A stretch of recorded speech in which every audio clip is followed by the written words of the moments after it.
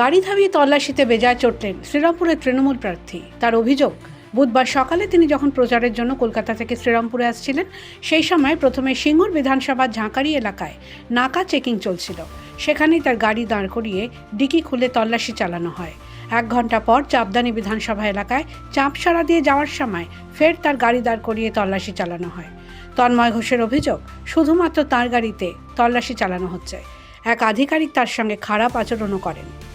না, ভারতের জাতীয় নির্বাচন কমিশন তাদের যে নির্দিষ্ট নিয়ম সেই মতো নাকা চেকিং করতেই পারেন, আমার কোনো আপত্তি নেই। নিয়মবিধির মধ্যে সেটা আছে, সেটা করুন।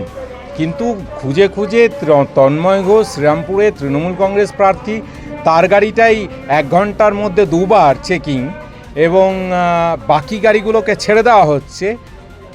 এর কারণটা আমি ওনাদের থেকে জানতে চেয়েছিলাম। এবং যে উদ্ধত আচরণ একজন করলেন, আমি জানি না তিনি কার নির্দেশে করেছেন হয়তো কারোর নির্দেশে, কিন্তু আমাদের বক্তব্য, এইভাবে মানুষকে আটকে রাখা যায় না। শ্রীরামপুরে বিধানসভার মানুষজন সিদ্ধান্ত নিয়ে ফেলেছেন, আগামী 4 মে বিজেপি এখান থেকে 50,000 ভোটে হারবে। এখন এইসব করে তো কোনো লাভ নেই। সারা বাংলাতেও তাই করছেন, সারা বাংলাতেও বিজেপি ধূলিসাৎ হবে এবং এখানেও ধূলিসাৎ হবে। বিজেপি প্রার্থী ভাস্কর ভট্টাচার্য অবশ্য তৃণমূল প্রার্থীর দাবি খণ্ডন করেন। The world bureau.